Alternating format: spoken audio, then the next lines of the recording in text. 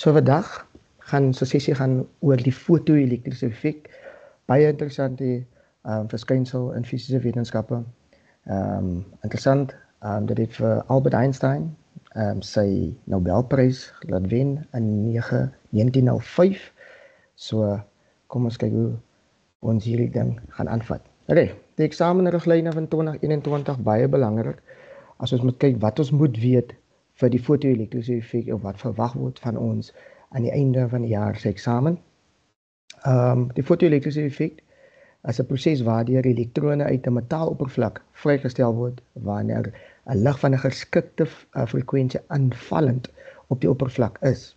So daai is jou definisie van die foto-elektriese effek. Kyk na jou sleutelfrase soos lig van 'n geskikte frekwensie aanvallend op die oppervlakte is, né? En elektrone word uit die oppervlakte van die metaal vrygestel. En dan die druppelfrekwensie en dan druppelgolflengte. Ons gaan baie hoor oor die woordjie minimum. Ons gaan die woordjie baie gebruik, maar ons kyk in watter konteks en watter definisie ons moet gebruik, né? Definieer druppelfrekwensie. Daar so sy simbool.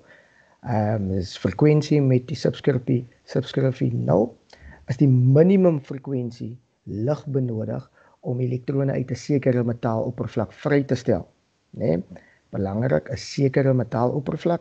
Hoekom? Want dit lei na die volgende definisie van die werksfunksie.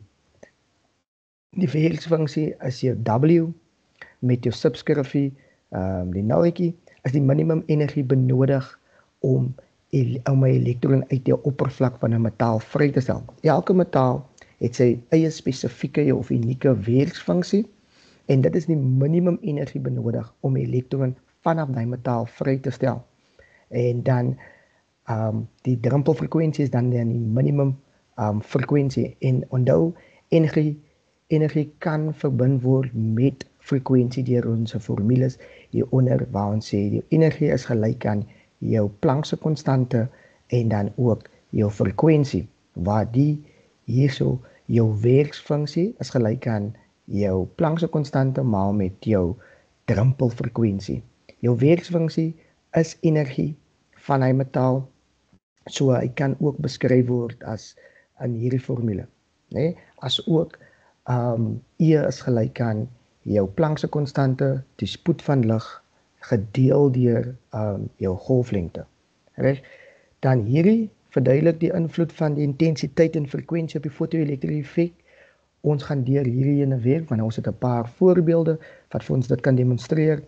So en dan noem dat die foto-elektriese effek die deeltjie aard van lig demonstreer. Nou, soos ek gesê het, Einstein het in 1905 sy Nobelprys gewen weens dit dat dit die deeltjie aard van lig demonstreer, want voor hom of in daai tyd was dit gesê dat lig ook 'n golf geaardheid het. En dit is vir ons daai golf en deeltjie geaardheid wat ons geleer het in graad 10 wat lig het. Nou die foto-elektriese effek wys die deeltjie aard van lig, né? So dan moet ons ook kyk na die volgende atoomabsorpsie spektrum. Onthou 'n spektrum is 'n aaneenlopende vorm van iets soos byvoorbeeld lig. Dit loop vanaf een kant van die spektrum af van jou ultraviolet van sigbare lig nou spesifiek na die rooi kant van die spektrum. Nou atoomabsorpsie spektrum is wanneer 'n sekere frekwensie van die elektromagnetiese straling wat deur 'n stof beweeg geabsorbeer word. Nou as jy kyk daarso, dan gaan jy daai swart lyntjie sien. Nou daai energie, daai lig wat geassosieer word met daai energie, daai kleur word geabsorbeer, né? En dit gebeur gewoonlik as ons lig deur 'n koue gas skyn. So dan kan ons ook identifiseer watter tipe element dit is. Dit word gebruik meestal in astronomie. So en dan het ons ook 'n emissiespektra. 'n emissiespektra word wanneer sekere frekwensies van die elektromagnetiese straling uitgestraal word as gevolg van die atoom wat 'n oorgang van 'n hoër energietoestand na 'n laer energietoestand maak. So emissie beteken uitskei. Dit is wanneer ons elektrone van 'n hoër energievlak afskei na 'n laer energievlak en dus skei dit word daar energie geassosieer met dit. En met daai energie wat geassosieer word, het dit 'n sekere frekwensie, dit het 'n sekere golflengte, so dit beteken dat dit 'n kleur wat ons kan duidelik sien op ons emissiespektra. Okay. Byvoorbeeld daar so atome in 'n warm gasstraling by 'n spesifieke frekwensies uit, soos ek dit nou net verduidelik het. So dit is wat ons nodig gaan hê vir ons eksamen wat aankomend is in die volgende maand of so. So dit sê vir ons wat ons moet ken vir die fotoelektriese effek. Reg. Ons gaan nou aanbeweeg na 'n aanvangstoets toe. Vir die aanvangstoets gaan ek julle is 3 vragies. Ek gaan vir julle 5 minute gee om en dis multiple choice, so ek gaan vir julle veel keusevrae, so ek gaan vir julle kans gee om net dit vir my te beantwoord. As julle kyk in julle pakkie in julle aanvangstoets, daar's 1.1 tot by 1.3. Op die skerm het ek nou net tot van 1.1 tot by 1.2. Maar u voltooi asseblief 1.1 tot by 1.3 en dan sien ek u oor 5 minute, dan gaan ons deur die vragies en kyk waar ons kan bydra by die inligting wat ons het op ons pakkies in, né? Sien nog 5.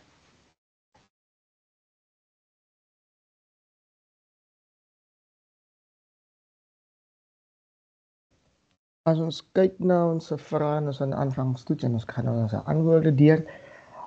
As u nou net ingekom het in die meeting in, kan u asseblief die register teken of invul. Reg. 1.1. Die volgende grafiek toon die verhouding tussen die maksimum kinetiese energie wat op jou y-as is en van die fotoelektrone en die frekwensie wat op jou x-as is van die invallende elektromagnetiese golf. Watter fisiese eenheid word deur punt X voorgestel, die vertikale afsnit, die y-afsnit, né, op die grafiek verteenwoordig. Nou, jou y-afsnit verteenwoordig jou arbeidsfunksie van die metaal en dit is ons antwoord B, né? Ons het die opsies gehad, jou Planck's konstante. Ons kan dit ook hier uit aflei ons Planck's konstante. Dan het ons die opsie gehad die drempelfrekwensie van die metaal, kan ons ook sien hierso en die drempelgolflengte. Nou, as ons kyk na ons arbeidsfunksie, dit gaan hierdie punt hierso wees ons y-afsnit, né? Dit gaan hy kom vanaf ons regelyn formule waar ons sê dat jou y is gelyk aan mx plus c, en as ons dit oorskryf na ons formule toe waar ons sê ons energie van die foton is gelyk aan ons werkarbeidsfunksie plus ons kinetiese energie, sal ons sien dat ons arbeidsfunksie is 'n negatiewe waarde, né? So daai formule gaan ons formule vir E is gelyk aan energie van die foton gaan dan wees ons hierso waar ons soos 'n drempelfrekwensie het, né? Ek praat van arbeidsformule, sorry, plus jou kinetiese energie. Ja, jou maksimum kinetiese energie, né? Verskoon net dat ek nog nie die subskrifie max gebruik nie. Ja, so jou energie van die foton word is gelyk aan jou arbeidsfunksie plus jou kinetiese energie. So ons antwoord gaan hierso wees, wat gaan B wees, né? Dan die volgende diagram illustreer 3 energievlakke van 'n sekere atoom. X en Y is 2 elektrone van 'n hoër energievlak na 'n laer energievlak beweeg. Okay? So as ons kyk, dis ons energievlak nommer 1, 2 en 3. En X vat 'n klein sprong vanaf N3 na N2. So dan daar word 'n foton weer vrygestel met 'n sekere frekwensie of 'n sekere energie ook. En dan hier van energievlak nommer 3 na energievlak nommer 1 word ook 'n foton met 'n sekere frekwensie of energie vrygestel.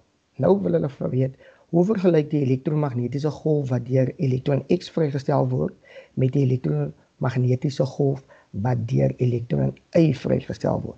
Okay. My raad in die volgende situasie sal ek sê, kyk na die energie van die foton, né? Aangesien hulle vir jou die energievlakke gee en dan as jy weet wat is die verhouding tussen jou energie en jou frekwensie wat hulle vra van die frekwensie van die elektromagnetiese golf, moet jy weet dat dit direk ewenredig is aan mekaar, né? So, die energie van die foton gaan ons hierso, X is groter as Y, en dit is 'n klein sprongetjie, né?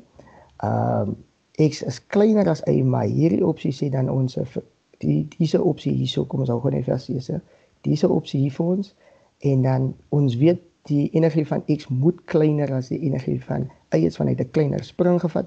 So die B en D is ons 'n moontlike antwoorde. Maar as ons sien hierso dat E, die energie van X is kleiner as die energie van Y, maar hierso staan weer dan die frekwensie van X is groter as die frekwensie van Y. En soos ek gesê het, hulle deel 'n direk ewenredigheid. So hierdie opsie sal definitief uitwees vir ons. Dan die energie van X is kleiner as die energie van Y, yes. En dan ook sal die frekwensie van X kleiner wees as Y, né? Daar's 'n groter sprong van energievlak 3 na energievlak 1, so dis meer energie. So meer energie, hoër frekwensie word dan vereis van jou af, né? So die antwoord daar sal dan D wees, hierdie antwoordjie. Dan, die volgende ene is oorweeg die stellings hieronder oor die fotoelektriese effek. Die fotoelektriese effek bewys dat ligenergie gekwantifiseer word. Kwantifiseer is, ons kan hulle in diskrete energievlakke sit, ons kan hulle tel, reg, die energievlakke. Dan lig het 'n deeltjie aard, en dan ook lig het 'n golfaard. Nou, dit is waar dat lig 'n golfaard het, maar hulle vra die beklemtoning is die fotoelektriese effek bewys dat. Soos ons gesê aan die begin, dat dit vir Einstein se Nobelprys gewen, dat hy gewys het dat lig ook 'n deeltjie geaard het, né? Ligenergie word gekwantifiseer, dis korrek, né? En dan ook kan ons sê dat lig het 'n deeltjie aard, dit is ook korrek, maar die eksperimentjie of die effek of die fenomena verduidelik vir ons dat lig 'n golfgeaardheid het. So opsie 1 en 2 is reg, so dit sal wees vir ons dat dit B is, né? So geef jouself 'n telling uit 6 uit en dan gaan ons deur die langer vraag gaan, né? Nou, as jou antwoord is B, D en B. Reg. Vraag 2. Kom ons kyk wat vra hulle. Watter eienskap van lig word deur die fotoelektriese effek bewys? Ons het nou net daarvan afgekom, né? Dit bewys vir ons dat die elektriese effek is dat 'n deeltjie geaardheid het. Die elektromagnetiese golwe het 'n deeltjie geaardheid. So ons kan hulle in klein pakkies van energie kan ons vir hulle indeel, né? Wat fotone is. En dan lig bestaan uit klein pakkies energie wat ons noem fotone, né? En elke foton is geassosieer met 'n sekere energie, 'n sekere golflengte met 'n sekere frekwensie wat ons dan ons spektra kan, ons elektromagnetiese spektrum kan uitmaak van, né? Dan baie belangrik, definieer die term drempelfrekwensie. Soos ons voorheen ook gesê het, dit is een van jou definisies wat jy moet ken, hè? Drempelfrekwensie en arbeidsfunksie, dit is baie belangrik vir ons. Soos ons sê, drempelfrekwensie is die minimum frekwensie van lig wat nodig is om elektrone van 'n sekere metaaloppervlak uit te straal. Weereens, die belangrike frase wat ons moet na kyk of moet het, is die minimum frekwensie van lig wat nodig is om elektrone vry te stel. So die minimum frekwensie van lig. Dan, 'n apparaat word gebruik om liggolwe te genereer. Die apparaat het 2 verstelknoppe. Nou, A is die frekwensie en B is dan die intensiteit, né? So ek gaan hierdie werksaam hulle voor ons by die berekeninge kom. Dit is 'n baie belangrike onderskeid wat ons hier moet maak, né? Nou watter effekte het die frekwensie en het die intensiteit op die lig, né? Dit is mos daar deel van jou eksamenriglyne wat jy moet kan sê watter effek of wat gaan dit doen aan jou fotoelektrone, né? So die verstelknopie A is die frekwensie. Hy word verstel hoër of laer. En dan die verstelknop is die intensiteit. Nou, frekwensie word aan energie verbind met die volgende formule, waar ons Planck se konstante het, en dan het ons ook ons frekwensie. So jou frekwensie word verbind aan jou energie, né? So as ek my frekwensie verander op of af, dan sou my energie verander, né? So hulle is direk evenredig aan mekaar. So daai is baie belangrik, né? Dan jou intensiteit. Jou intensiteit het te doen met die hoeveelheid fotone jy vrystel, né? Dit gaan oor die helderheid. So as daar is meer fotone per tydseenheid. So as ek die intensiteit verstel soos groter maak, meer maak, dan beteken dit ek stel meer fotone vry, né? Daar is meer fotone beskikbaar om die metaaloppervlak te tref. Die intensiteit het te doen met hoe helder of hoe dof jou lig gaan wees. En dit het nie 'n impak op die energie van die lig nie. So as ons die intensiteit verander, ons kan maar die lig hoe helder maak en dit op 'n metaaloppervlak skyn. Maar as dit nie die genoegsame energie het om elektrone vry te stel nie, dan gaan ons nie elektrone vrystel nie. So die intensiteit het te doen met jou helderheid, nie met energie nie, né? So, noem die sigbare verandering in die liggolf met die verstelling van die verstelknop A. Hulle kan dit op of afstel, maar ons moet 'n sigbare verandering vorenlig bring, né? 'n Sigbare verandering is die verandering van die kleur, né, van lig, né? Ons werk nou met sigbare lig, so gaan die kleur verander as ek die frekwensie verander. En onthou, die kleur van lig, van sigbare lig, word geassosieer met 'n energie, en soos ons gesê het, 'n energie en is hou verbintenis met 'n frekwensie. So as ons die frekwensie verander, dan verander ons dan die energie van die fotoon, en as ons die energie van die fotoon verander, dan verander ons die kleur van die liggolf. So die kleur, die sigbare opmerking wat ons hier gaan sien is dat die lig se kleur gaan verander, né? Die lig se kleur. Dan as ons verstelknop B verander of draai, groter, kleiner maak, vermeerder of verminder, dan gaan ons sien dat die helderheid of die lig raak eerder helder of die lig raak dowwer. So die intensiteit het te doen met die helderheid van die lig, né? Nie met die energie nie. Dan vra hulle vir ons, noem die verandering in die fotone met die verstelling van verstelknop A. Die fotone se energie, né, sal toeneem of afneem as ons die verstelknop A verander, want 'n frekwensie het weer eens te doen met energie, né? Dat is herhaaldelik, maar hy gaan vassit hierso bo. So jou frekwensie verander dan die energie, en dan as ons die energie verander, dan verander ons dan ook die kleur. So as ons verstelknop A verander, wat verander ons in die fotoon? Ons verander sy energie, né? Ons verander sy energie. Dan verstelknop B. Ons sal dan die aantal fotone verander, né? As jy die verstelknop draai en dit sê ons maak die lig helderder, beteken dit daar word meer fotone vrygestel per tydseenheid, né? So daar's meer fotone beskikbaar sodat die lig raak helder, né? Dan dat die fotone raak meer, né? Meer fotone beteken helderder lig. Dan as ons die verstelknop draai in die teenoorgestelde kante, dan sal ons sê dat die aantal fotone minder raak, so dit beteken dat die lig ook dowwer raak, né? Ek sal die antwoordjies vir jou in die volgende slide gee, né? Dan gaan ons nou na die berekeninge toe, né? Die wil ek hê julle moet op julle eie doen, dan kan ons daardeur gaan. Die katode word deur 'n ultraviolet lig met 'n golflengte van 330 nanometer verlig, né? Met 'n ultraviolet lig, so dit is die golflengte van die lig, né? 330 en onthou nanometer is maal 10 tot die mag negatief 9. Sy eksponent is negatief 9. Reg, elektrone word deur die katode vrygestel.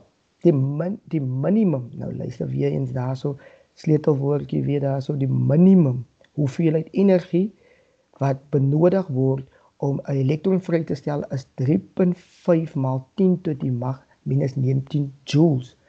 Hy is in joules, so dit beteken is 'n energiewaarde.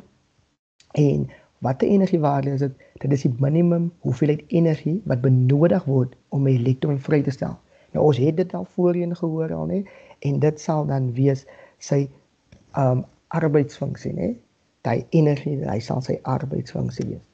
Nou vra hulle vir jou, bereken die frekwensie van die ultraviolet lig, so ons moet sy frekwensie gaan bereken. En dan ook, die ultraviolet lig julle het sy golflengte, en met die inligting van die golflengte kan jy sy frekwensie gaan bereken. Onthou, daar's nog 'n belangrike konstante, ons het gepraat van Planck se konstante, dan is daar ook nog 'n konstante wat die spoed van lig is, né? Die spoed van lig. Dan 2.6 bereken die kinetiese energie van die fotoelektron wat vrygestel word vanaf die oppervlak van die katode, né? Die kinetiese energie van die fotoelektron wat vrygestel word, en onthou hierdie formule vir ons is ook belangrik, né, waar ons die energie van die foton is gelyk aan jou werksfunksie, né, plus jou maksimum kinetiese energie van die fotoelektron, né. So 'n foton stel 'n fotoelektron vry mits dit 'n hoër energie het, né, verby die drempelfrekwensie, as die frekwensie hoër as die drempelfrekwensie is, of as die energie van die foton hoër as die arbeidsfunksie is.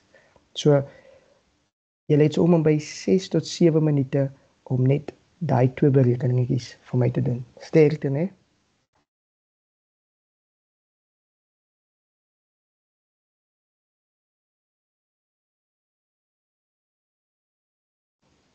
Reg dan. Ons gaan kyk na 2.5 eerste, né? As jy nog steeds besig is met 2.6, is jy al reg.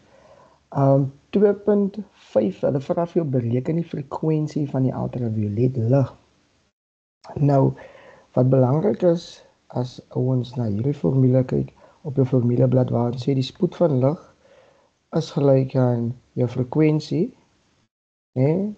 Maal met jou golflengte, verskoon my teken van my golflengte, daar is hy. Maal met jou golflengte, sal ons sê dat die spoed van lig is 'n konstante, né? Dit is 3 maal 10 tot die mag 8, né? Hy het 'n eksponent, 'n positiewe eksponentwaarde van 8, is gelyk aan jou frekwensie maal die golflengte. Nou, die formule wys ook dan vir jou die verhouding tussen jou golflengte en jou frekwensie. Aangesien hierdie 'n konstante is, as jou frekwensie afgaan, dan beteken dit om die spoed van lig konstant te hou, moet jou golflengte dan meer raak, né, langer raak. So as die frekwensie minder raak, afneem, dan neem jou golflengte toe en die teenoorgestelde gebeur dan so om die spoed van lig konstant te hou, né? En dit gaan 'n belangrike formule is om 2.5 na te kyk, né? So ons het die spoed van lig, dit is 'n konstante wat 3 maal 10 tot die mag 8 is, en dan het ons die golflengte ook wat gelyk is aan jou 330 nanometer, so dit is 330 maal 10 tot die mag minus 9. As ons daai twee substitute, as ons dit vervang, dan kan ons dan die frekwensie van die lig bereken. Nou, hoekom kan ek hierdie formule in ag neem, is omdat dit is ultraviolet lig, né? Elektromagnetiese bestraling beweeg teen die spoed van lig, né? Dit is hulle bewegingsspoed, so ons kan hierdie formule in ag neem. So, as ons kyk na sy antwoordjies, dan sal julle sien, ek sal gewoon net aanbeweeg om vir julle te wys hou. Ja, is die eerste gedeelte isobuise berekening is sorry. So daar is ons antwoordjies, né? So dit is wat ons formules is. So E is gelyk aan ons Planck's konstante maal met die spoed van lig wat ook 'n konstante is en dan ons golflengte. Dan energie kan ook bereken word deur te sê ons Planck's konstante maal met die frekwensie, né? En dus kan ons uitneem om te sê ons kan enige kombinasie van die formules gebruik. En dan kan ons ons antwoord kry op 9.09 maal 10 tot die mag 14 hertz. Nee? So hierso het ons gevat die 6.63 maal 10 tot die mag minus 34 is jou Planck's konstante.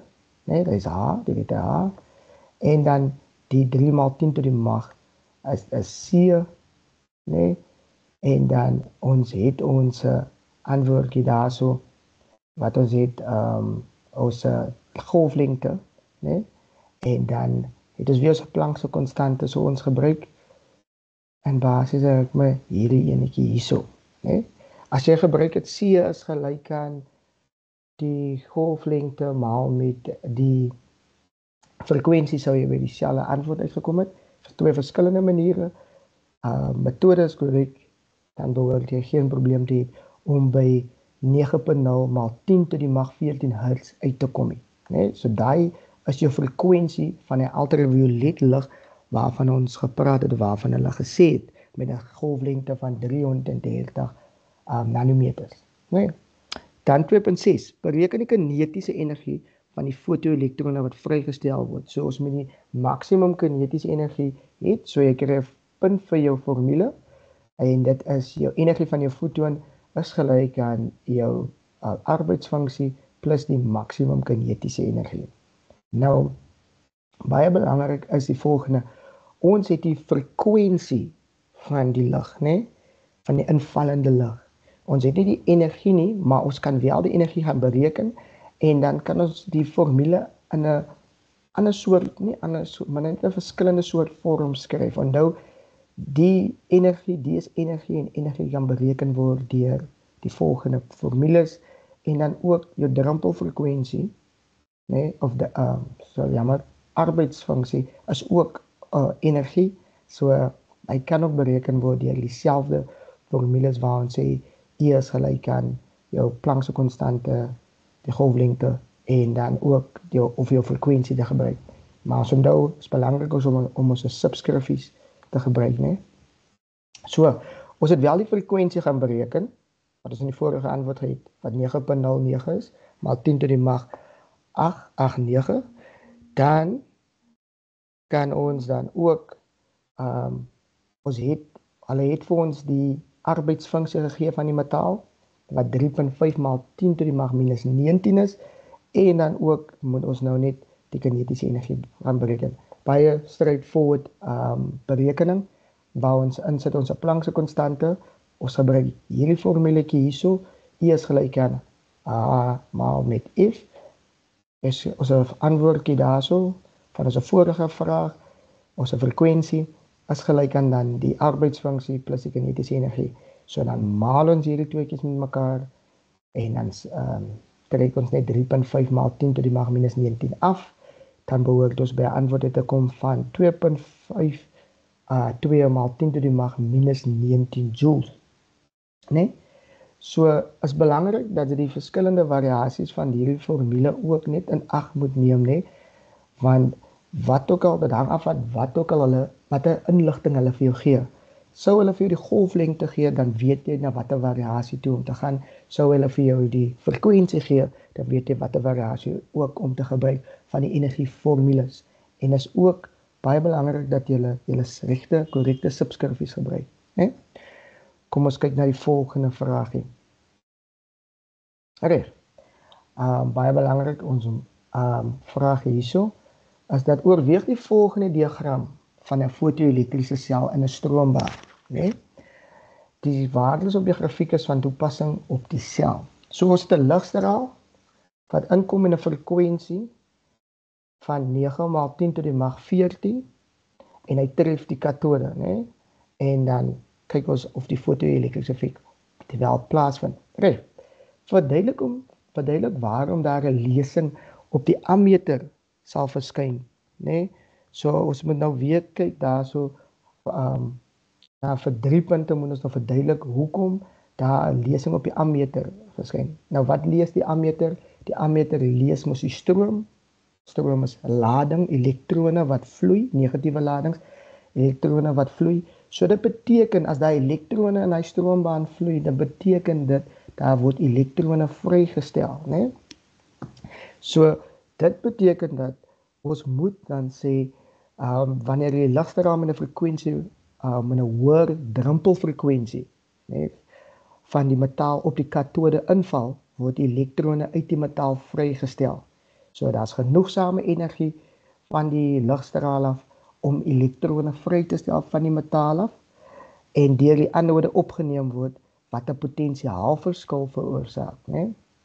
En 'n lading deur die stroombaan begin beweeg. So wat dit sê is basies daar was die invallende lig het genoegsame energie gehad om oor die arbeidsfunksie van die metaal te oorskry of meer as die arbeidsfunksie van die metaal.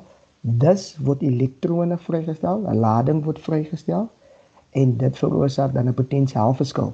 En dan tel ons ammeter daai lading, die beweging van daai lading op, né? En dis hoekom ons 'n lesing op die ammeter kry. Want daar was genoeg, essensieel was daar genoeg gesame energie van die invallende lig, né? Nou vra hulle vir jou 3.2. Dis waar ek julle weer gaan los net so vir 6 minute. Bereken die waarde van die volgende punte op die grafiek. Nou ek gaan hulle nie los sonder enige leiding. Wat is die volgende punte op die grafiek? A en B. Reg, kom ons kyk na A. As ons kyk op die y-as daarso, né? As ons sien na op die y-as, dan kan ons sien dit is die maksimum energie van 'n fotoelektron in joules, né? So dit is die maksimum energie van die fotoelektron in joules. So dit is basies sy kinetiese energie van die fotoelektron, né? So dit is sy kinetiese energie wat hy het daar. So kom ons maak net daar vir jou. Laat jy net weet waarvan ons praat of waarvan ek praat. Né? So hy is daar so op die y-as en dan het ons vroeër gepraat ook van ons y-afsnit, né? Ons vertikale as se afsnit. Wat beteken dit? En dit is mos soos ons gesê het ons arbeidsfunksie, né? Baie belangrik. Dit is ons arbeidsfunksie. En dan punt B. Wat is punt B op jou grafiek? As jy kyk daarso, dit is 'n x-afsnit, né? Punt B is daar by jou x-afsnit op jou horisontale asse afsnit en dit op jou x-as is die frekwensie. Nou as jy kan sien daar by die x-afsnit, né? Jou x is waar jou y is gelyk aan 0. So dit beteken dat die fotoelektrone nie beweeg nie eintlik, want onthou die maksimum kinetiese energie sê vir jou het te doen met beweging, hè? Dis die energie wat 'n voorwerp besit weens sy beweging. So hierso as ons kyk ons die x-afsnit, dan is dit 'n minimum. Nee, in die geval dit sal 'n minimum wees. En wat 'n minimum is dit? Dit is jou drempelfrekwensie, daai minimum. Die minimum frekwensie van 'n invallende lig, né? So dit is jou drempelfrekwensie wat ons basies daarso het. Né? So nou weet ons hoe om die grafiek in die algemeen te kyk ook na, né? En dan ook jou gradiënt van hierdie grafiek, sal ook dan jou Planck's konstante voorstel, né? Dit sal jou Planck's konstante voorstel. As jy kyk wat is op die y-as, op jou y-as is jou kinetiese energie, né? Ek vat dit van die reglyn formule, kom ek skryf dit gou net hierso vir jou. Jy kan sien, ek gryp die goedjies uit die lig uit gou nie. Is m sorry, ek sukkel 'n bietjie met die x plus c. Okay, jy het 'n idee. Baie lelike tekening daar, so maar ons het die idee. So y is gelyk aan mx plus c, jou gradiënt, jou wat is op die x-as en dis so jou y-afsnit, né? Soos ons sê, jou eie afsnit daarso is jou as jou arbeidsfunksie en hy's 'n negatiewe waarde, né? Maar kom ons begin by wat is op jou eie as. Jou eie is jou kinetiese energie, né? Dan het ons ook ons frekwensie so wat op jou x-as is, né? En maar ook het ek gesê dat jou gradiënt is gelyk aan jou as gelyk aan jou Planck se konstante, dan jou arbeidsfunksie is 'n negatiewe waarde en hy word daar geskryf soos dit. Asoos hy. So jou Planck se konstante is jou gradiënt van hierdie grafiek ook as wel, né? So nou weet ons 'n bietjie meer van hierdie grafiek, né? Hoe lees ons hom? Om te sê dat B hierso jou x-afsnit is dan jou drempelfrekwensie en dan jou vertikale as of jou y-afsnit is dan jou arbeidsfunksie, né? So nou weet jy wat is A, reg? So jy moet vir A, jy moet nou die maksimum kinetiese energie gaan bereken hierso by die punt en dan hierso by B moet jy dan die drempelfrekwensie gaan bereken, né? Sodoende kan jy nou vir 3.2 en 3.3 aanvat, want by 3.3 praat ons net weer eens oor die intensiteit en die frekwensie wat ons in die vorige slide gedoen het al, waar ek so ingehamer het en die hele tyd herhalend daaroor gepraat het. So ek sê vir jou sterkte met A en B, as ook met 3.3. Ons praat oor 7 tot 8 minute, né?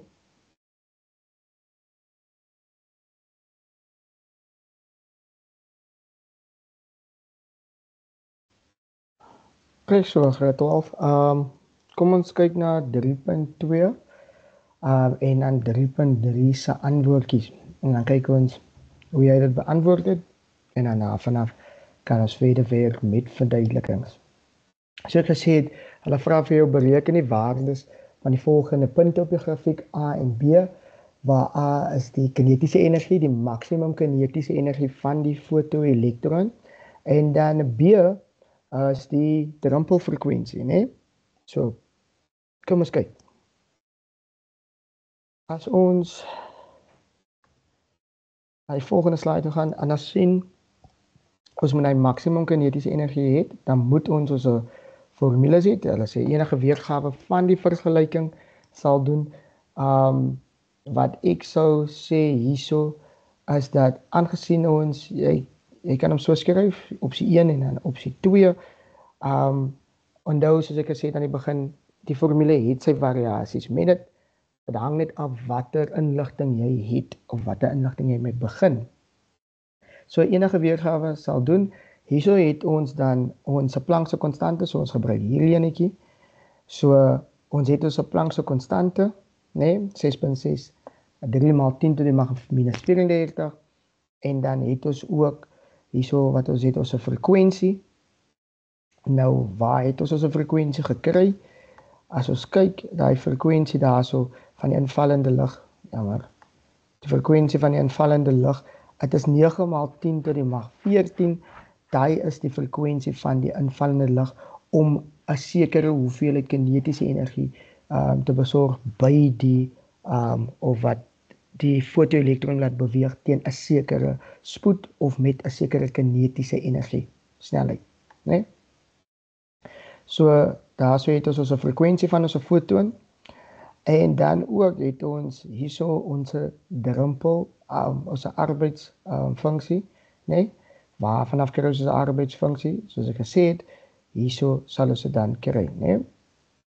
En dan as ons kyk na ons arbeidsfunksie, hy is 'n negatiewe waarde wel hierso op jou op jou grafiek, maar ons moet dit instel as 'n positiewe waarde van 5.66 maal 10 tot die mag minus 19 en dan al wat oorbly is ons maksimum kinetiese energie wat ons moet gaan bereken, né? En as ons dit doen, weer eens vermenigvuldig met mekaar, trek die 5.66 maal 10 tot die mag minus 19 af en dan wat ons oorbly is dan ons maksimum kinetiese energie van 3,07 maal 10 tot die mag 20 positief, né? Joules. Dit is baie belangrik dat jy eenhede moet skryf, né? Dan die volgende vraag, was vir ons gewees om punt B te bereken. Nou punt B is ons 'n drempelfrekwensie daarso, né? En hy word in ag geneem met, of hy is saam met 'n verhouding met ons arbeidsfunksie, né? Met ons arbeidsfunksie. So ons arbeidsfunksie is gelyk aan Planck se konstante vermenigvuldig of maal met die drempelfrekwensie. En ons kan die drempelfrekwensie sien by punt B, maar dis die ding wat ons moet bereken. Ons het wel ons vertikale afsnit, ons eie afsnit, het ons wel op die grafiek, en dit is 5.66 maal 10 tot die mag minus 19. So maak net seker om hierdie getalletjie, ons afsnit, net positief in te sit, né? Positief te vervang. Reg, dan het ons 'n konstante, dan gaan ons nou deel daarso. Ons gaan nou so 5.66 maal 10 tot die mag minus 19 deel met 6.63 maal 10 tot die mag minus 34, om dan by ons drempelfrekwensie uit te kom van 8.454 maal 10 tot die mag minus 14. So daai waarde gaan hierso is, né? Daai frekwensie is 8.54. Nou, as jy 8.54 vergelyk met 9 maal 10 tot die mag minus 8, 9 maal 10 tot die mag 14, sal jy sien hierdie frekwensie is hoër, né? Wat beteken dit? Beteken word hy moet met 'n hoër energie geassosieer word, en daai beteken dit die frekwensie is hoër as die drempelfrekwensie, wat beteken dat fotoelektrone gaan vrygestel word en hulle gaan 'n sekere kinetiese energie besit, né? So sodra jy x-waardes raak mos nou al hoe meer soos jy regs gaan, sodra jy verby die drempelfrekwensie gaan, dan beteken dit dan word fotoelektrone vrygestel, en soos jy kan sien, hoe hoër die frekwensie, hoe meer raak die energie van die fotoelektrone, né? So beteken hulle snelheid sal ook dan vermeerder met 'n konstante massa van 'n elektron se massa, né? So daai is ons antwoordjies. Dan het ek vir jou gevra ook, hoe sal die lesing op die ammeter verander as die volgende eienskappe van die aanvallende ligstraal verhoog word, né? Skryf slegs neem toe, neem af of bly dieselfde. Nou kom ons kyk. Die ammeterlesing, né, as ons die intensiteit verhoog. Nou hierso 'n hoër intensiteit van bestraling, hoe meer elektrone word vrygestel per tydsekonde. Daarom sal 'n verhoogde intensiteit van die stroom wat geproduseer word verhoog, né? Ons stroom word gekenmerk deur te sê ons lading, né? Sy lading gedeel deur ons tyd, dit is mos per tydseenheid, die ladings per tydseenheid, dit is die hoeveelheid stroom, né? En jou stroom en jou lading, hoe meer lading daar is, hoe meer elektrone daar is, hoe hoër gaan jou stroom wees, né? So as ons jou lading meer maak, die hoeveelheid elektrone, die intensiteit vermeer, dan beteken dit my lading aan my stroom raak al hoe meer, en dit beteken dat my ammeterlesing sy lesing gaan toeneem, né? Van jou ammeter lees die stroom, meer stroom, hoër ammeterlesing. So wat dit sê is dat hoe hoër die intensiteit, hoe meer elektrone, fotone vrygestel word, hoe meer elektrone word dan vrygestel per sekonde, né? So dit beteken dat daarom sal 'n verhoogde intensiteit die stroom wat geproduseer word verhoog, né?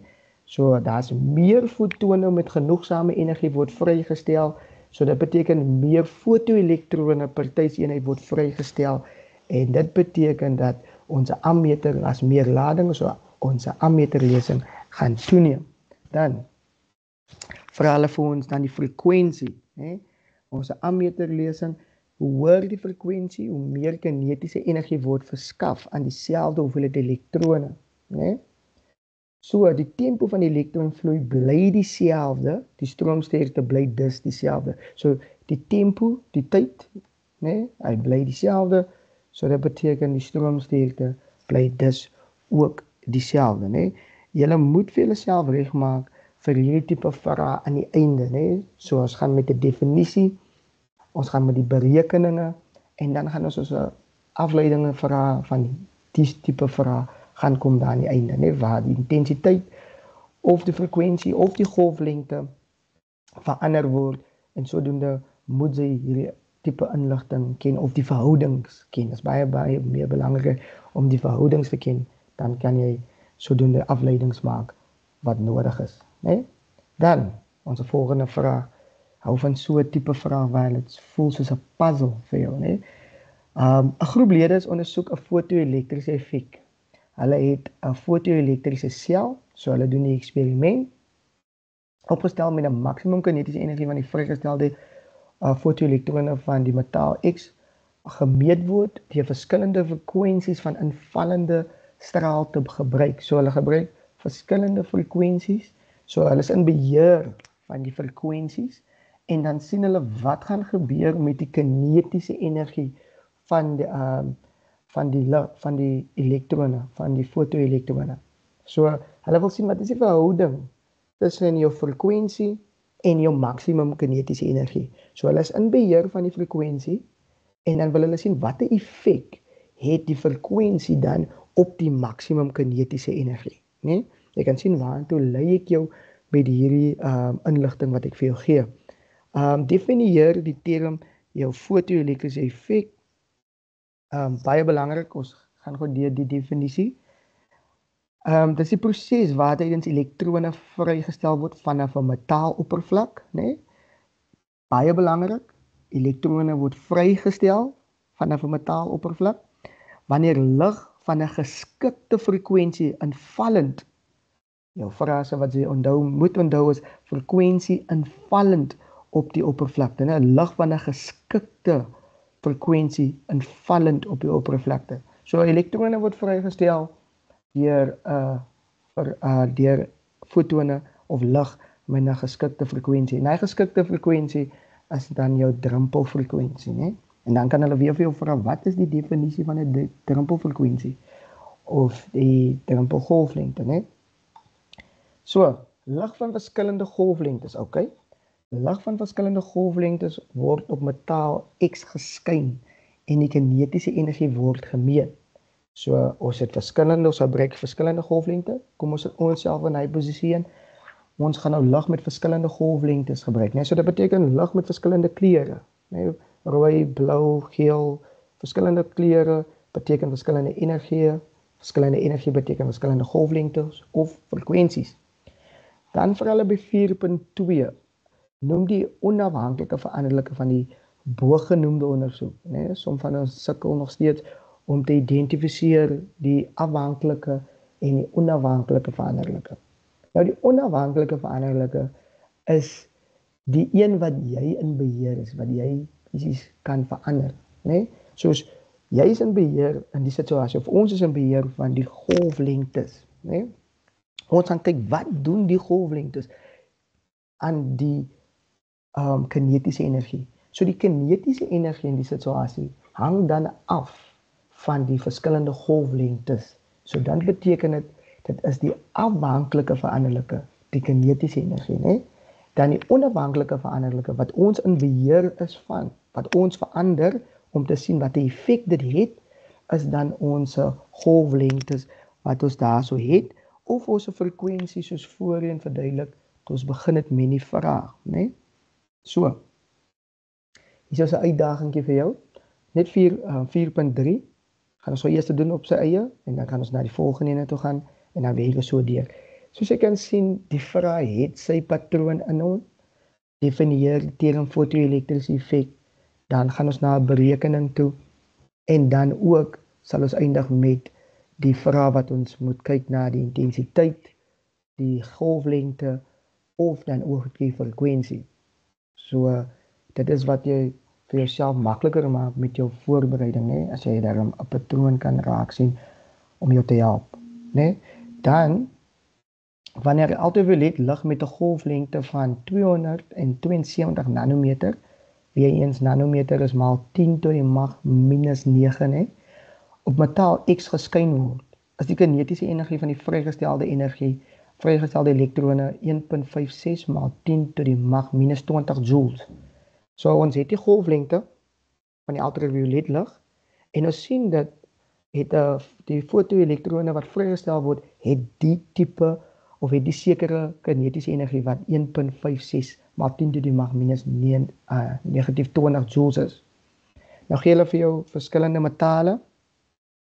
Ek sê as dit in Engels is die metaal en dan die ander opskrif hier waar hulle sê threshold frequency, nee, so drempelfrekwensie in Afrikaans. Ek kan dit net bo-aan skryf daar op jou pakkie. As dit klaar so is, dan is dit 100% fine. So hulle daar so metale soos natrium, calcium, potassium in Afrikaans is kalium en dan zink, nee. So sodium, natrium, hy raak natrium in Afrikaans, calcium ken ons nou al, en dan potassium raak kalium, en dan is dit zink. Reg, so wat moet ons nou doen? Ons moet nou al die clues wat ons het, nee, al die inligting wat ons nou het, moet ons nou speeder speel om te gaan uitvind wat is metaal X. Ons moet metaal X identifiseer, nee, om die tabella bo te gebruik. So wat hulle vir ons vra is, aangesien hulle vir ons die drempelfrekwensies gee daarso, nee, wat hulle dan duidelik vir ons vra is om dan die drempelfrekwensie van die metaal X te gaan bereken en dan te vergelyk met die tabel, is hy daarso, watter metaal is dit dan, nee? So, wat inligting het ons wel? Ons het wel die inligting van ons golflengte, ons het wel ons kinetiese energie, ons het ons golflengte daarso. So nou moet ons die drempelfrekwensie gaan bereken. Ons metaal X gaan identifiseer deur die drempelfrekwensie te gaan bereken. So, jy het so by 5 minute om speeder gespeel om te identifiseer wat is metaal X, né? Kom ons kyk wat maak ons speeder. Het ons geïdentifiseer wat metaal X is vir ons in ons vraag 4.3. Soos ek gesê het, wanneer ultraviolet lig met golflengte van 272 nanometer op metaal X geskyn word, as dit 'n kinetiese energie, die fotoelektroon het 'n kinetiese energie van 1.5 maal 10 tot die mag minus 20. So ons moet identifiseer watter metaal dit is, né? Dan ook as ons moet identifiseer watter metaal dit is, kan ons sê dat ons het die golflengte van die lig, né? So dit beteken as ons hierdie formule gebruik weer eens, waar skryf ons 'n formule is gelyk aan ons arbeidsfunksie, né, plus ons maksimum kinetiese energie. Dan sal ons sien wat ons wel het, wat ek gesê het vir ons voor, die formule kom in verskillende variasies, né? So ons kan die energie van die foton gaan bereken want ons het sy golflengte, né? So dan kan ons sê is Planck se konstante maal die spoed van lig gedeel deur die golflengte aan hierdie kant. Nee. Soos hy gedeel deur die golflengte en dan as gelyk aan waar ons het Planck se konstante en wat moet ons gaan bereken? Ons moet die metaal X gaan identifiseer. So wat het ons hierso? Drempelfrekwensie. So ons moet die drempelfrekwensie gaan bereken, essensieel, né? So dit beteken ons kan dan jou arbeidsfunksie skryf as 'n funksie van jou Planck se konstante maal met jou drempelfrekwensie. En dit is die enetjie wat ons wil by uitkom. Hy is die boeta wat ons wil hê, né? Dan plus ons kinetiese energie. Ons kinetiese energie word vir ons gegee, né? Hy word vir ons gegee, so dan kan ons net ons substitusie doen, as 'n vervanging doen. So hier is 2 konstantes gedeel deur die golflengte wat ons het as gelyk aan 'n konstante en dis hy wat ons gaan het wat die onbekende gaan wees en ons het ons 'n kinetiese energie, né? En dan gaan ons moet 'n berekening doen en dan kyk ons vergelyk ons antwoord wat ons het met die wat ons op die tabel het. Dan kan ons identifiseer met ons antwoord en die tabel wat is die metaal. So as ons kyk daarna, dan sal ons sien dat by 4.3 Hier is die variasie wat ons van gepraat het in die vorige slide, né? Want ons het die golflengte. Jou energie se vergelyking wat jy gaan gebruik is net die ene wat jy die inligting van het, né? So jy het die inligting van die golflengte, die rampelfrekwensie moet jy bereken en dan is ook kinetiese energie. En dan kan jy jou vervang doen. Ons kan eers die linkerkant doen op jou sakrekenaar, né, want hierdie tipe somme het baie eksponente. So baie groot of klein getalletjies. So ek sal aanraai doen maar eers jou linkerkant en daarna beweeg jy na jou regterkant toe, kry dan jou antwoordjie. En dan as jy jou antwoordjie het, hierso dit sal 7.31 maal 10 tot die mag minus 19 is.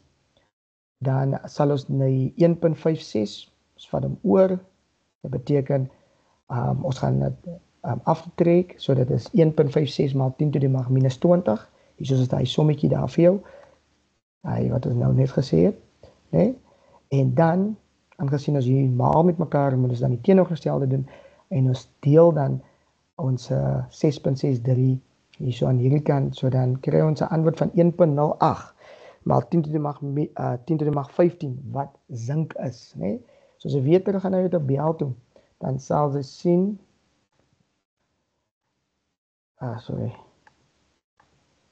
As jy weer terug gaan na jou tabel toe, dan sal jy sien dit is sink daar soos hy, né? So dit is die enigste moontlike antwoord daar so wat hy het, né? So as jy nie een van die antwoorde hier gekry het, dan moet jy weet, okay, ek is nou nie op die regte pad nie. Kom ek kyk waar ek my berekeninge verkeerd gegaan het en dan probeer ek dit weer, né? So regte afleiding, regte antwoord, regte afleiding gemaak van die antwoord af. So dan kry jy jou 5 punte vir jou formule, jou substitusie en dan ook jou antwoord met die korrekte afleiding, né? So ek hoop ons almal het sover sin gekry, né? Indien nie, kyk maar deur jou berekeninge. Dit is baie sommige tye sukkel die mense op hulle sakrekenaar met die eksponente, so maak net seker jy weet dan hoe om jou sakrekenaar daar te gebruik. Dan jou volgende vraag gaan wees, bereken die spoed waarteen die elektrone deur X vrygestel word, deur metaal X vrygestel word. So waarvan met wat hou spoed verband met, né? Spoed hou verband met kinetiese energie, want kinetiese energie is die energie wat 'n voorwerp besit weens sy beweging. Beweging het te doen met snelheid of spoed. So ons moet sy spoed gaan bereken deur ons formuletjie te gebruik waar sê soos jou kinetiese energie, die energie wat ons geleer het in graad 10, né, is gelyk aan 'n halwe en die massa, hy is soos hy kwadraat, nee, sorry, hy moet 'n 2 eksponent 2 is, as hy, ons verbeel ons is daar.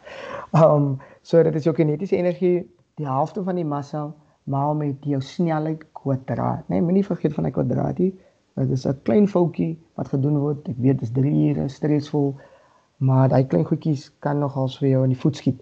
So, die kinetiese energie, nee, dit word gegee vir ons, dit is hy 1.56 maal 10 tot die mag minus 20, halfte is halfte, konstante, dan M, nou ons praat van elektrone hierso, nee, so elektrone, as jy kyk na jou inligtingsbladsy, nee, jou formulebladsy, dan sal jy sien, daar is mos konstantes met waardes, Planck'se konstante, die spoed van lig, klein g en al die konstante waardes is daar so, nee. Dan moet jy net mooi kyk daar so. Daar is ook die massa van die elektron word ook vir jou gegee daar so, nee. Dit is 9, as ek nou 9,11 ja maal 10 tot die mag minus 31, nee, minus 31. En daai is die massa van elke elektrone, fotoelektrone, nee, so jy het die massa, nee, jy het hom, al wat jy nou gaan moet doen is, die snelheid gaan, of die spoed gaan bereken, nee. So, as jy daarmee besig is, met 4.4 daarmee besig is, nee, dan gee ek ook vir jou tyd nou, om weer eens, selfe herhalende vraag, die ultraviolet, ek dink jy sal dit nou seker baie makliker kry nou, die ultraviolet lig is nou vervang met 'n helder blou lig, en die ammeter in die stroombaan toon steeds 'n lesing. Okay, die ammeter toon steeds 'n lesing, 'n helder blou lig, sleutelwoordjie helder en dan nog 'n enetjie is die blou, né? So watter lig het ons begin met? Ons het begin met ultraviolet lig. So as jy ietsie ken van jou reënboog, dan sal jy die vergelyking kan maak tussen blou en ultraviolet lig, né, op die spektrum. En dan die ammeter toon nog steeds 'n lesing. Okay, as die ammeter nog steeds 'n lesing toon, beteken dit die blou lig het seker dan genoegsame energie of die regte frekwensie om dan elektrone vry te stel van die metaaloppervlak. Nou vir hulle op die 4.5. Hoe sal die kinetiese energie van die vrygestelde elektrone deur die verandering van die invallende lig beïnvloed? Reg. So die kinetiese energie moet ons nou na kyk. Ons moet kyk na die energie hierso, né? Kom, dit bly dieselfde metaal, né? Dit bly dieselfde. So die weersfunksie bly konstant, né? So nou moet ons sien as ons nou die energie van die foton gaan verlaag of verhoog, hoe beïnvloed dit die kinetiese energie, né?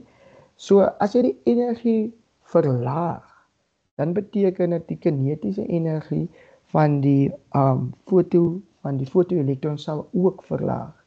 As jy die energie van die foton vermeerder, dan sou die kinetiese energie ook van die fotoelektron vermeerder, né? So hulle deel daai verhouding met mekaar, né? Die eweredigheid daarso. Wat jy moet kyk, onthou die energie van die foton, né, word beskryf deur sy golflengte en deur sy frekwensie. Nou ons het blou lig, ultraviolet lig verander na blou lig toe. So definitief het hulle 'n verskillende golflengte of hulle het 'n verskillende frekwensie, né? So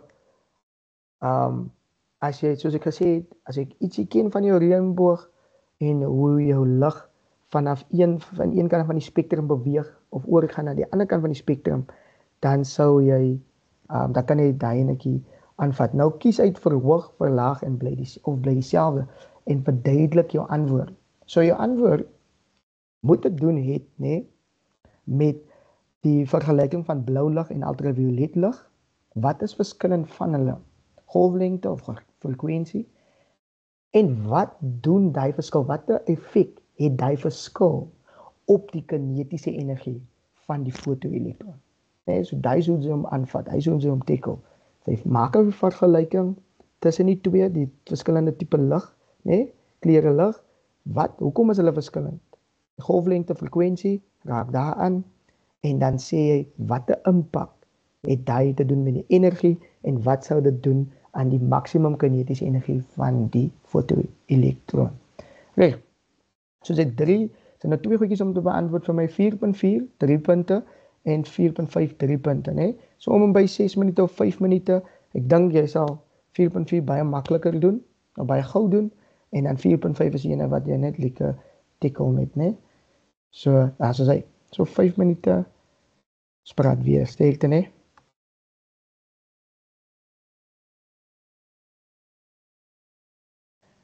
Reg.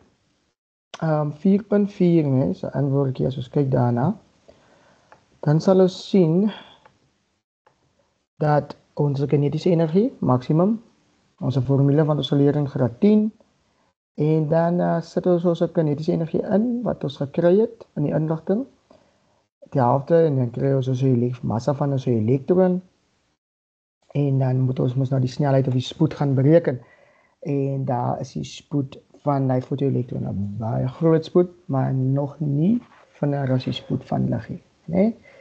Hy beweeg in 184.960,88 meters per sekonde, reg, 'n relatief vinnige spoed, né?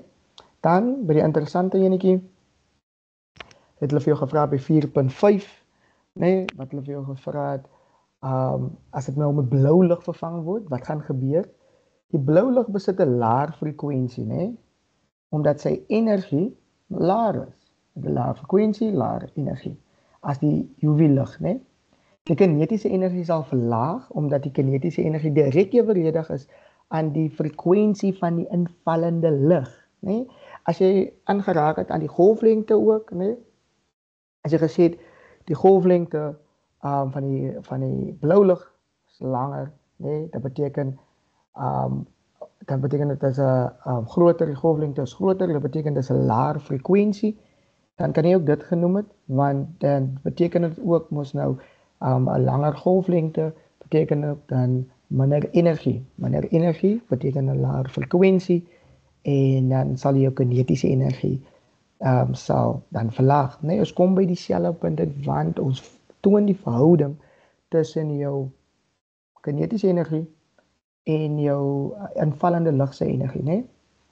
Ek wil gou net iets vir julle gou net wys. Daar is hy. Nee, ek hoop julle almal kan sien. Hy is daar op die grond. En nou sien, ja. As Ja, jy Lucas. Hy, kan julle my hoor? Hallo. En jy duidelik hoor? Okay, cool. Okay. So wat julle nou hierso sien is 'n simulasie. Dit is wat die vrae nou, daai 3 vrae wat ons nou deurgewerk het, te neerkom op, né? Dan het ons hierso in Afrikaans ons sê intensity in Engels, maar intensiteit, né, in Afrikaans. Dan het ons 'n verskillende tipe lig op ons spektrum, op ons elektromagnetiese spektrum. Het ons 'n tipe verskillende lig. Wat gaan vanaf ons langste golflengte, hierso van die rooi af na ons kortste golflengte na die UV-lig toe. Dis waarvan ons nou gepraat het, né? Dan het ons metaal en nou gaan ons net sien, ons gaan die lig net aansit, né? En sy intensiteit is nou op 50%. Soos ek kan sien, as ek die intensiteit vermeerder, dan raak die lig al hoe wat helderder. As ek die intensiteit verminder, dan raak dit dowwer. En wat het ons sê, wat is intensiteit? Intensiteit is die hoeveelheid fotone wat sy per tydseenheid vrystel of wat invallend is, né? Nou kan ons sien dat hier actually nou niks gebeur nie. Nou as hier niks gebeur nie, beteken dit dat die lig sy energie of sy frekwensie nie groter as die drempelfrekwensie of as die arbeidsfunksie is nie. So ons maak hier 'n lig, 'n meer energieke lig om dan fotoelektrone vry te stel. En so jy kan sien jou stroom, die ammeter hieronder tel ook niks elektrone op nie. So kom ons kyk wat gaan gebeur. Nou as ek die golflengte, ek gaan dit nou skuif na die UV kant toe, né? Dit beteken ek gaan nou die golflengte, soos julle kan sien daarso, ek gaan die golflengte verminder. Dit beteken as ek die golflengte verminder, beteken dit my energie raak al hoe meer, né, van die foton. My energie van die foton raak meer en onthou soos ons gesê het, direk indirek eweredigheid of omgekeerde eweredigheid tussen jou golflengte en jou frekwensie. Ek verlaag die golflengte, so dit beteken dan ek verhoog my frekwensie, né? So ek maak my frekwensie al hoe meer deur my golflengte te verminder en dan kyk ons wat gebeur. Yes, daar by 235 nanometer, né? Dis die golflengte van die UV lig nou, né? Stel hy nou fotoelektrone vry. Okay? So, die intensiteit is op 100. Nou kom ons kyk wat die effek het die intensiteit. Nou ek gaan die intensiteit verander. Dit beteken in die geval sal die intensiteit die onafhanklike veranderlike wees. En dan die hoeveelheid fotoelektrone vrygestel word of die kinetiese energie van die fotoelektrone sal dan die afhanklike veranderlike wees. So as ons die intensiteit 'n bietjie minder maak, dit beteken ek maak die lig 'n bietjie dowwer. Kyk ons gou wat gebeur met die elektrone. Die elektrone raak al hoe minder, né? Soos nog die intensiteit nog 'n bietjie laer maak, vat dit na 8% toe, bietjie dowwer. Dan sal jy sien, kom ons kyk of nog elektrone vrygestel word. Ja, daar word nog steeds elektrone vrygestel. Die lig het nog steeds genoegsame energie, die geskikte energie, die geskikte frekwensie, asook die geskikte golflengte, maar die hoeveelheid fotone wat vrygestel word is minder, né, per tydseenheid. So dit beteken minder fotoelektrone word dan vrygestel. Dan as ons van sink verander na natrium toe, né, dan sal ons sien, kom ons begin by die een kant van die spektrum. Ons gaan hier by die rooi kant van die spektrum, ons sit die intensiteit op. So, ek kan maar die lig hoe helder maak. As dit nie die geskikte energie het nie, dan gaan niks gebeur nie, né? En soos ons gesê het, elke metaal het sy eie arbeidsfunksie, né? So, as ons nou die frekwensie vermeerder deur die golflengte minder te maak, dan kyk ons gou wat gebeur. Ons kyk gou waarna kan ons uit druppelfrekwensie of golflengte kry. Sal nie geel wees nie.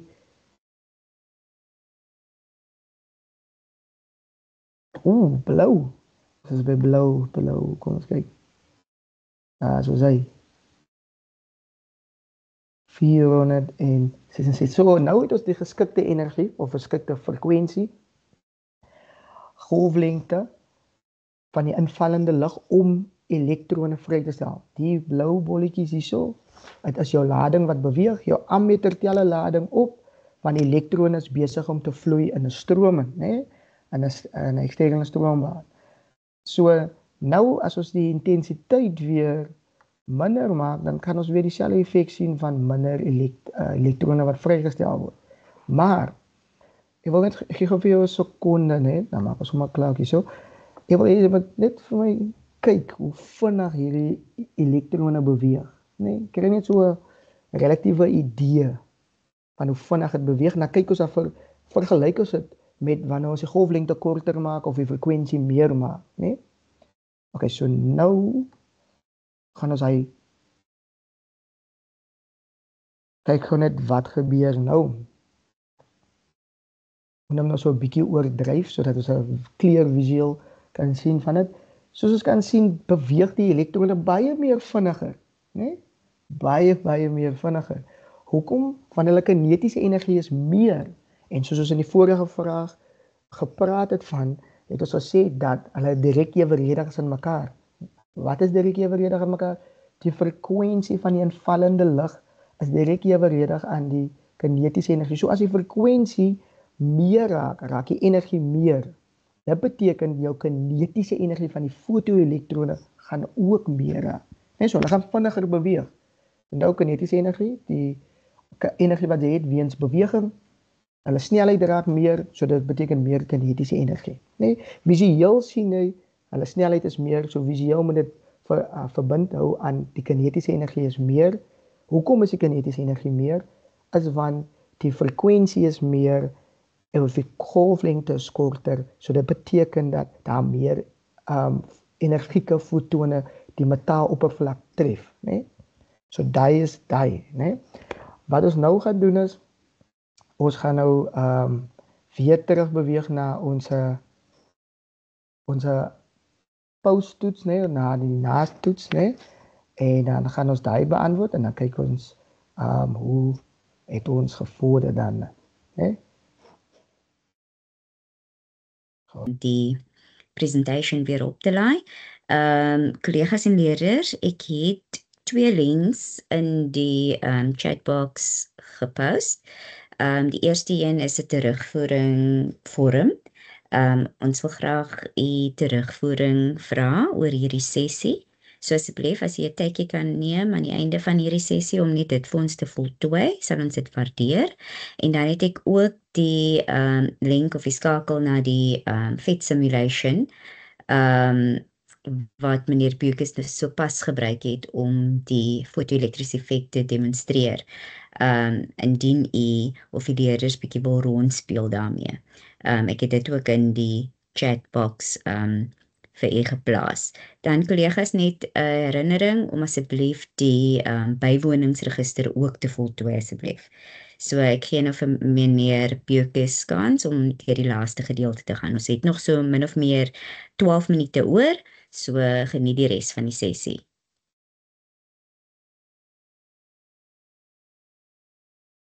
Reg so graag 12. Ek hoop die FET simulation was nou vir jou aanvullend visueel om te sien hoe die fotoelektrische effek plaasvind, wat die effekte of wat die faktore speel 'n rol met dit, né?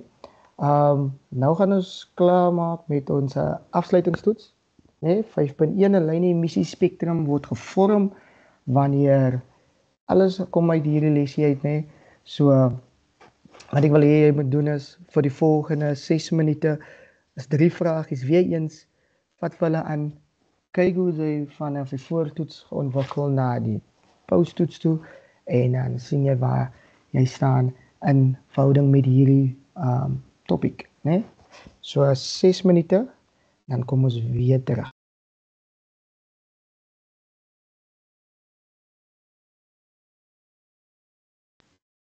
Reg so. Kom ons kyk na wat ons het in ons afsluitingstoets en dan kan ons kyk hoe werk ons daardeur, né? Ons het in die begin gepraat van 'n absorpsiespektrum en 'n lyn-emissie-spektrum, né? 'n Lyn-emissie is 'n afskeiding van elektrone wat van 'n hoër energievlak na 'n lae energievlak, sodra hulle spring vanaf die een energievlak na die ander energievlak toe, sodra hulle spring vanaf N3 na N2 toe of N3 na N1 toe, stel hulle elektrone vry. Fotone vry, fotone vry.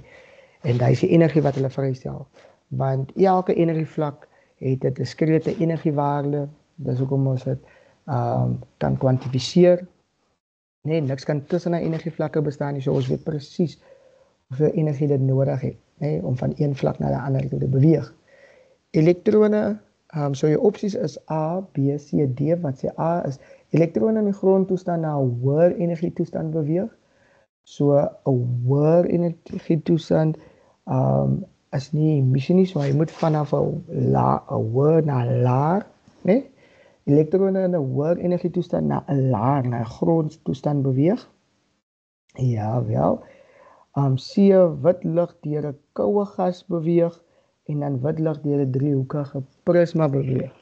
Nee, so die antwoord daar sal wees B, elektrone in 'n hoër energietoestand na 'n laer energietoestand. Dan sal ons daai emissiespektrum sien. Wat sal ons daai kleur sien van wat die foton vrygestel het, of watter tipe foton dit is, deur daai energievlakke te spring vanaf 'n hoër na 'n laer energie, né? 5.2 natriumkatode met 'n fotosel met 'n ultraviolet lig bestraal word in die diagram hieronder getoon. Die ammeter registreer 'n stroom. Dis 'n baie interessante enetjie. Watter een van die volgende veranderinge sal die ammeter lesing verhoog, né? So dit beteken meer lading moet daardeur beweeg, né? Meer lading moet daardeur beweeg. Gebruik 'n dunner natriumkatode. Om 'n dunner natriumkatode te gebruik, beteken dit jy gebruik nog steeds dieselfde metaal, né? Dunner, dikker, maak nie saak nie. Onthou, dit is 'n degelokaliseerde elektrone daar op die oppervlakte van die metaal wat vrygestel word. So dunner of dikker metaal het nie effek nie, want jy gebruik nog steeds dieselfde natriumkatode. Dan verhoog die intensiteit van die ultraviolet lig. Ons het gepraat daarvan.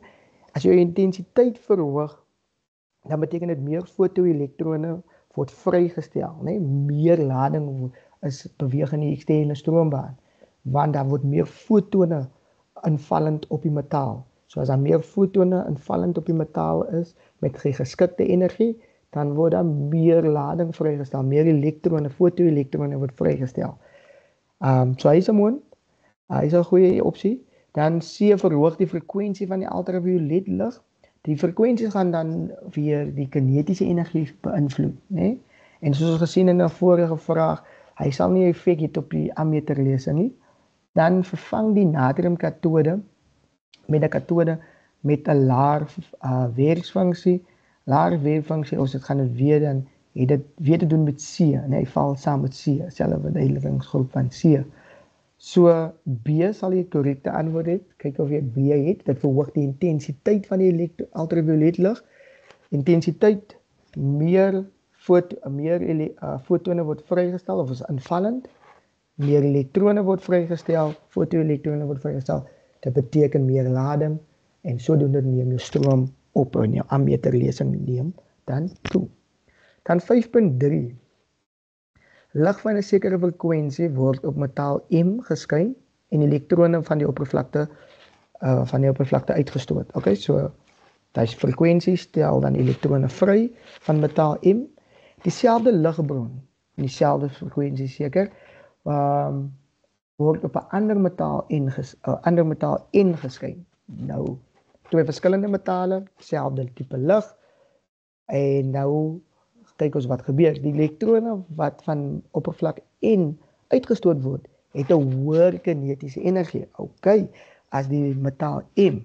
So hulle beweeg vinniger, hoër kinetiese energie vir metaal N. Dit beteken, nou wat beteken dit nou in vergelyking met die twee metale? Nee, dit beteken dat die metaal dieselfde werksfunksie het as M.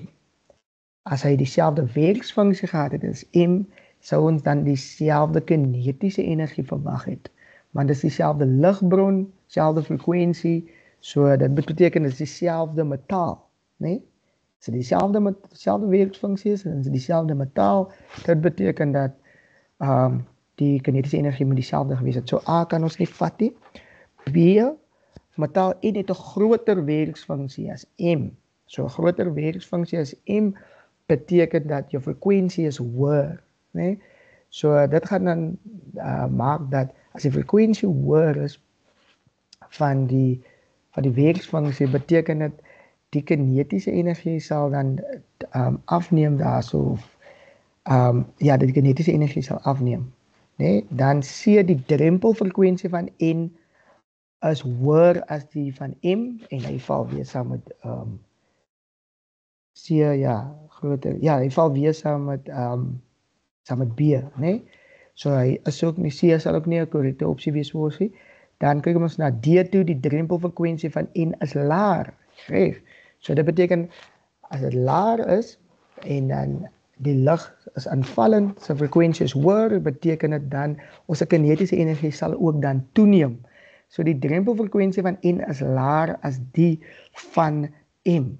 So jou korrekte opsie dan daar in hy situasie sal wees dan die drempelfrekwensie van N is laer. Nee, so dit is makliker om die fotoelektrone vry te stel en met die ekstra energie wat oorblywend is, gaan dit in kinetiese energie, word dit geabsorbeer deur die elektron en dit skakel dit om na kinetiese energie. Wat beteken dit is 'n hoër kinetiese energie? Meer energie is beskikbaar om dit om te skakel na kinetiese energie. Wat beteken die elektrone beweeg vinniger.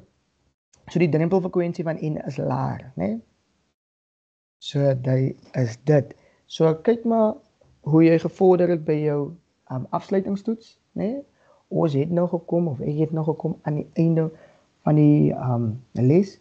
Wat belangrik is gaan deur die eksamenriglyne wat verwag word van jou, hoe om dit te beantwoord ook, né?